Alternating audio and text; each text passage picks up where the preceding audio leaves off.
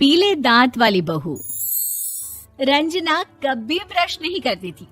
उसे कितनी बार उसके माँ बाप ने डांटा, लेकिन उसका कोई असर उस पर होता ही नहीं था, जिस कारण से उसके दांत पीले पीले हो जाते हैं। शादी के बाद अरे बहू, वैसे तो तुझ में कोई कमी नहीं है, पर तेरे दांत इतने पीले कैसे हैं बेटा? कैसे मतलब? कोई सर्जरी थोड़ी ना कराइए। वो तो क्या नाम, मैं ब्रश नहीं करती थी तो पीले हो गए। अब क्या करूं? आप कहे तो लाल करवा लूं या फिर काले? यार ये क्या है, क्यों माँ से लड़ रही हो? लड़ रही हूँ? अरे मैं लड़ रही हूँ या ये बोल रही है कि दांत पीले हैं, पीले। अरे तपस्या थोड़ी ना की है इन्हें पीले करने के लिए। बकायदा ब्रश नहीं किया है 20 साल तक, तब जाकर। छी, कैसी बात कर रही हो? ये उस वक्त तो पीले नहीं थे जब हम लोग तुम्हें देखने आए थे। अरे तब साफ करवा लिया होगा डेंटिस्ट के पास जाकर। अब देखो कैसे पीले पीले लग रहे हैं। रंजना सास की तरफ गुस्से से देखती है। फिर शुरू हो गई पीले पीले पीले।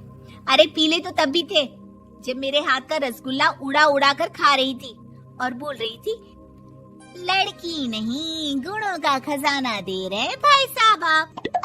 खैर, अब वो लोग करते भी तो क्या करते, पीले दांत वाली बहू पल्ले पड़ी थी तो झेलना तो था ही। एक दिन कीर्तन में रंजना गाना गा रही थी।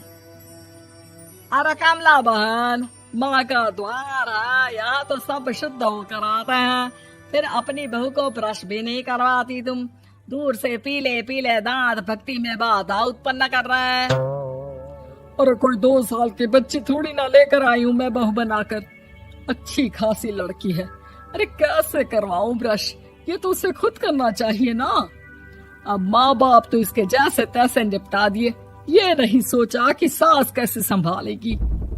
सास बहू को लेकर घर आ जाती है, लेकिन सोच लेती है कि अब इसे लेकर कहीं नहीं जाएगी।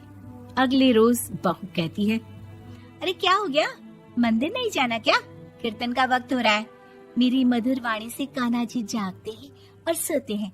आप तो जानती है ना उनकी भक्ति में कितना मन लगता है मेरा। वो क्या है ना, तबीयत ठीक नहीं लग रही है मेरी, आराम करूंगी मैं। तबीयत ठीक नहीं लग रही?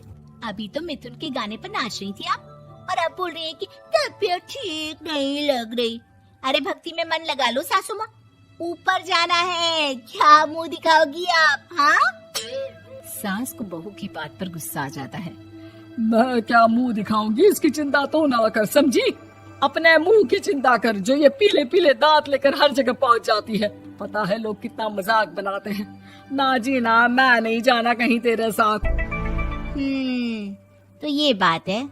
कोई ना, मत जाओ, मैं अपने कमरे में ही बैठकर भक्ति कर लूंगी। ऊपर वाला दांत थोड़ी ना देखता है, मन देखता है, भावना देखता है। और अरे बस बस, तू सब कुछ दिखा, बस ये सफेद चमकदार दांत ना दिखाना किसी को, है? जा यहाँ से। बहू को सास की बात का कोई फर्क नहीं पड़ता। वो तो जैसी थी वैसी ही रह जाती है। सुबह नहाकर किचन में खाना बनाना, फिर खाना खाना, कीर्तन भजन करना और सो जाना। एक दिन, माँ जी मैं सहेली के घर जा रही हूँ, शाम को लेट आऊंगी। हाँ, तो जाना, मैंने कौन सा तेरी आरती करनी है घर पर बैठकर। रंजना सहेली के घर जाती है, जहाँ वो पार्टी में जाने की तैयारी कर रही होती है। अरे शिखा, कहाँ जाने की तैयारी कर रही है? मैं गलत वक्त पर आ गई क्या? अरे नहीं यार, उल्टा सही वक्त पर आई है। मैंने ये साड़ी और ज्वेलरी निकाली है यार, शाम को इनके ऑफिस की एक पार्टी में जाना है। बताना कैसा लग रहा है ये सब? नहीं यार, इस ड्रेस के साथ तो वो वाली ज्वेलरी अच्छी लगेगी। हाँ, सही बोल रही है, मैंने ध्यान ही नहीं दिया। वैसे तो हमेशा से मस्त फैशन सेंस रखती है। तो बड़ा जाती होगी ना पति के साथ पार्टी में। रंजना कुछ नहीं बोलती, बस सोचती है कि यार काश ये बात सही हो जाती, पर मैं क्यों नहीं जाती पार्टी में? क्या इन लोगों की कोई पार्टी होती नहीं होगी? रंजना घर आती है और रात में पति से सवाल करती है, एक बात बताइए, आप मुझे किसी पार्टी में क्यों नहीं ले जाते? क्या आपकी यहाँ ऑफिस में पार्टी नहीं होती? पति बेचारा क्या कहता कि दांत पीले हैं तुम्हारे इसलिए। अरे कोई पार्टी होती नहीं हम लोगों के ऑफिस में, तो कहाँ से लेकर जाऊं? और मार्केट, मॉल, कहीं वीकेंड घूमना, कहीं तो। अरे यार सारे हफ्ते में एक छुट्टी मिलती है, तो सोचता हूँ कि आराम ही कर लूं। क्यों? रंजना मन मार के रह जाती है। पहले कभी सास के साथ मंदिर जाया करती थी, लेकिन वो भी सास ने ले जाना बंद कर दिया। घर बैठी बैठी रंजना बोर हो जाती है। तभी उसे आइडिया आता है और वो मायके जाने का सोचती है। सासू माँ, 2 दिनों के लिए मम्मी के घर जा रही हूँ। अच्छा ठीक है, आराम से जा। और हाँ, माँ से कुछ अच्छी आदत सीख कर आना कि कैसे शरीर के हर भाग की तरह दांतों की सफाई भी जरूरी होती है, समझी? शुरू हो गई ना आप। वो लोग आपकी तरह नहीं है कि छोटी छोटी बात का बतंगड़ बना दे। उन लोगों के लिए मैं मायने रखती हूँ, ना कि मेरे पीले पीले दांत।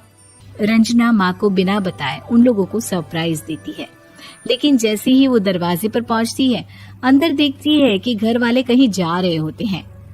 अब माँ, काश रंजना दीदी के दांतों वाली प्रॉब्लम नहीं होती, तो वो भी हम लोगों के साथ चलती ना बुआ जी की बेटी की शादी में। हाँ बेटा, लेकिन अब उसे कौन समझाए कि उसको उसके पीले दांत नहीं दिखते, लेकिन उसके आसपास के लोगों को कितना एम्बैरेसिंग फील कराते हैं। मुझे तो कितनी बार उसके स्कूल की टीचर ने शिकायत की कि उसके साथ कोई लड़की बैठना भी नहीं चाहती, और ना ही कॉलेज में कोई उससे बात करना चाहता था। लेकिन पता नहीं क्यों उसे ये बात समझ में ही नहीं आती। कोई कमी नहीं है उस लड़की में, बस यही कि दांत पीले हैं। वो तो भला हो जीजा जी और उनकी माँ का, जो दीदी को जैसी है वैसे ही रखा हुआ है। रंजना को अपने घर वालों की बात सुनकर बहुत दुख होता है। वो सोचती है कि वो क्या करे, लेकिन फिर वो सीधा डेंटिस्ट के पास जाती है, अपने दांत चमकाती है और कसम खाती है कि वो रोज ब्रश करेगी। अरे क्या हो गया?